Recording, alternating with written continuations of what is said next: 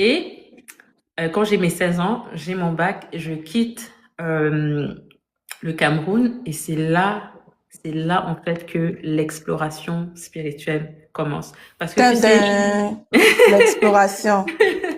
c'est là que ça commence réellement parce que, bon, quand j'étais au Cameroun, j'étais dans un certain cadre.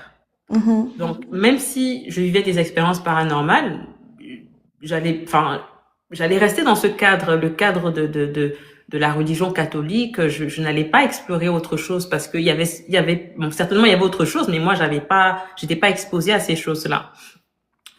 Donc, j'avais une conscience du surnaturel parce que dans la religion dans laquelle j'étais, il y avait des choses surnaturelles qui se passaient, mais qui relevaient beaucoup plus de l'ordre de l'exorcisme, l'ordre de la délivrance, etc. Mais moi, j'avais soif de la connaissance. J'avais soif de la connaissance, de connaître vraiment qui est Dieu. Qui est Dieu, en fait? Qui est Dieu?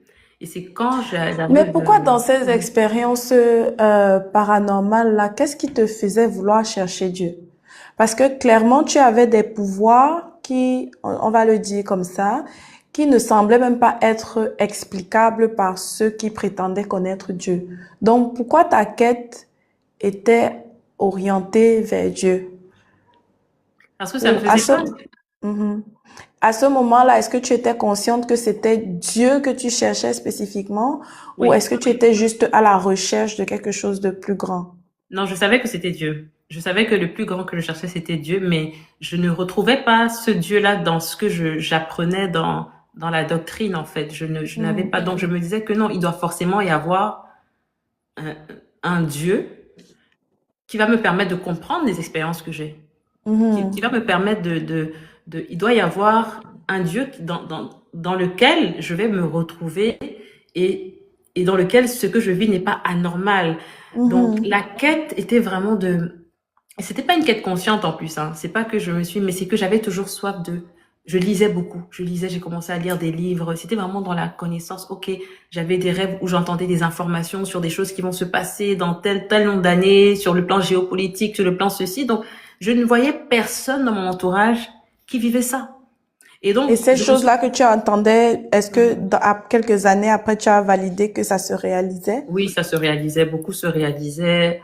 Euh, que ce soit même les personnes qui devaient les personnes qui devaient mourir, des choses comme ça. Il y avait beaucoup de choses. Voilà, il y avait l'aspect comment on appelle rêve prémonitoire. Il y Mhm. avait beaucoup de rêves prémonitoires. Bon, il y avait aussi toutes sortes de rêves que je ne comprenais pas.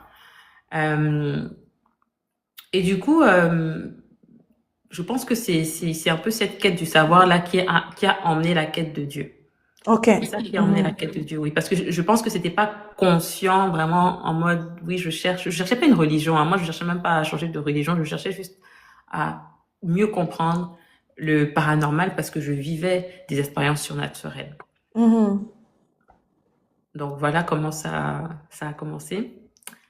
Et ensuite, je pense que quand j'avais autour de 18, bon, un peu plus tard quand même, autour de 18 ans, où j'ai commencé à quand même lire, euh, à m'instruire sur certains sujets. Jusque-là, bon, c'était toujours un peu timide. Je vivais ma vie de jeunette, voilà, dehors, je faisais ma belle.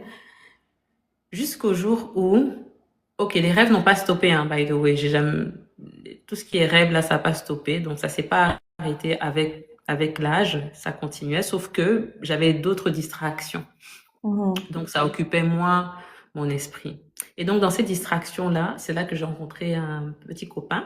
Voilà, un copain qui était merveilleusement envoyé par Satan, qui s'est mis sur qui, qui s'est mis, parfois on dit a match made in heaven, mais il y a des matchs made in hell, parce que clairement, qui s'est mis sur mon chemin, et on s'entendait très très bien, on avait tous les deux l'amour de la connaissance, on aimait lire, notre truc c'était de lire en fait, et on était amis, Mhm. donc on aimait lire. Puis, un jour, il commence à me dire, mais tu sais que la Bible, là, ça a été apporté par les Blancs, hein. Ça a Mhm. été apporté par les Blancs, ça c'est pas la vraie religion des Afro-descendants, etc. Historiquement, voilà, il commence à m'expliquer. Et il m'emmène à lire des livres. Il m'a dit, voilà, je t'invite à... Il m'a pas poussé, il n'est pas venu avec l'aspect de la religion et de la spiritualité. Il est passé par l'histoire. Il m'a dit, OK, il faut que tu apprennes l'histoire vraiment, ce qui s'est passé en Afrique, etc. Parce que j'avais certaines lacunes aussi sur l'histoire, parce que j'avais fait mes études j'avais fait mes classes dans une école française, donc j'étais plus familière avec l'histoire, l'histoire française que l'histoire même de mon pays et des pays africains. Donc, quand moi je m'instruisais, j'apprenais sur tous les leaders panafricains, etc. Au fur et à mesure, ils m'emmenaient d'autres livres. Ils m'emmenaient d'autres livres. Ils me dit voilà, là tu as vu ça. Et progressivement, j'ai commencé à m'intéresser au mouvement Kémite. Donc c'est parti d'une quête identitaire. Donc ça n'a jamais été une quête de religion, ça part toujours d'une quête identitaire parce que quand tu arrives dans un pays, bon, j'étais en France, où j'avais immigré quand j'avais mes 16 ans, c'est la première fois que j'étais exposée au fait que bah, je suis noire, je suis différente des autres, le racisme, l'histoire postcoloniale, tout ça. Moi, j'avais pas du tout ces expériences-là étant au Cameroun et venant d'une famille assez privilégiée. J'étais pas exposée à certaines réalités. Et donc, c'est quand je me retrouve dans mon nouvel environnement que je commence à m'intéresser, OK, ça explique pourquoi est-ce que socialement, culturellement, politiquement, certaines choses se font, etc. Je rentre dans une sorte de révolte. C'est la même période où je coupe mes cheveux défrisés, je fais un big shop parce que je veux revenir à mon identité d'africaine, etc. Donc en fait, c'est subtil, hein, parce que C'est c'est un parti package, c'est un oui. package, oui.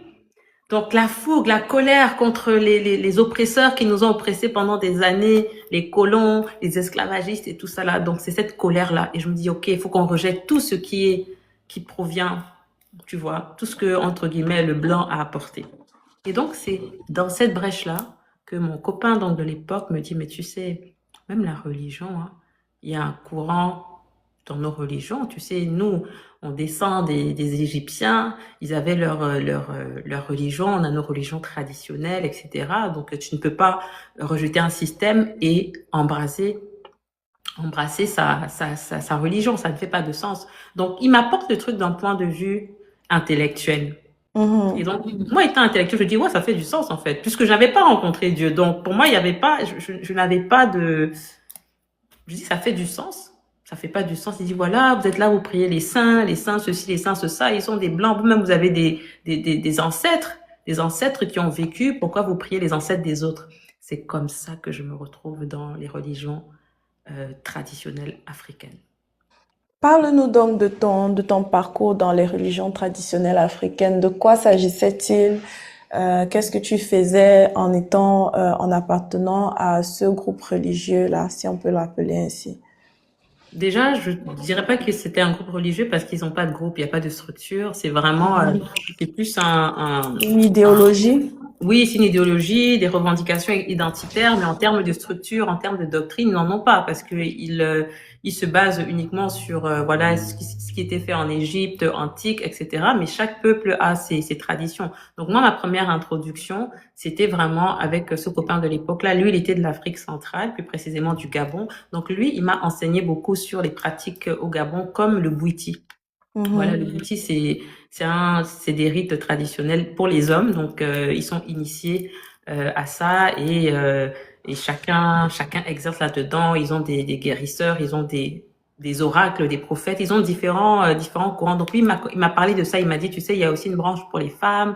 Les femmes, je sais plus comment ça s'appelle, elles ont un rite aussi. Donc il m'enseignait ça, mais ça me rejoint pas parce que c'est pas ma culture, tu vois, mais ça m'a ouvert l'esprit parce que je me suis dit que waouh, s'il est du Gabon, moi je suis du Cameroun, ça veut dire que il y a des similitudes. Et donc Mhm. un jour, pendant que un jour il m'enseignait sur ces choses-là. Un jour, il me dit, OK, je pense que tu es prête. Je lui dis, OK, prête pourquoi? Et il me dit, bah, je pense que tu es prête pour recevoir maintenant, pour que je te donne l'iboga. Hmm. Pour que je te donne l'iboga. Moi, honnêtement, je voyais rien de mal puisque j'avais tellement vu de documentaires dessus avec lui, j'avais vu tellement de choses avec lui que je voyais pas de mal. Je faisais des voyages la nuit, je me retrouvais dans les forêts du Gabon, etc. Je faisais des voyages astro, je voyais comment je me voyais planer. Dans cette période-là, quand tu as Oui, commencé à, non, quand j'étais en relation avec lui. quand tu Ça, étais en relation oui, avec juste lui, la relation, oui. Oui. Juste la Donc relation. là, tu as commencé à faire des voyages. Donc là, il y a eu un shift quand même par rapport à ce que tu vivais déjà avant. Oui, oui, il y Est-ce a eu que un tu peux shift. nous en dire plus sur ce shift-là? Qu'est-ce qui s'est passé? Qu'est-ce qui a changé? En termes de quoi d'expérience, Oui, d'expérience. bah en fait, ça a changé parce que en fait, tout simplement parce que j'avais déjà des expériences spirituelles, mais Mhm. c'est passé à un autre cap en fait. Mhm. C'est passé à un autre cap. Ça veut dire, tu te vois en train de voler, tu te vois dans un environnement que tu ne connais pas. Je décris l'environnement, il me dit que oui, oui, que lui-même il était là-bas la nuit, tu vois un peu. Donc des affaires de même, tu vois, dans la forêt. Donc, il y a vraiment eu un shift à partir du moment où je suis rentrée dans cet univers-là. C'est pour ça que ce sont des portes, hein. À partir du moment où j'ai commencé à lire certains livres, à le fréquenter, à être dans des cercles, même si j'étais pas consciemment dans une pratique quelconque, j'étais déjà Mhm. dans l'univers. J'étais déjà dans Mhm. cet univers-là, tu vois.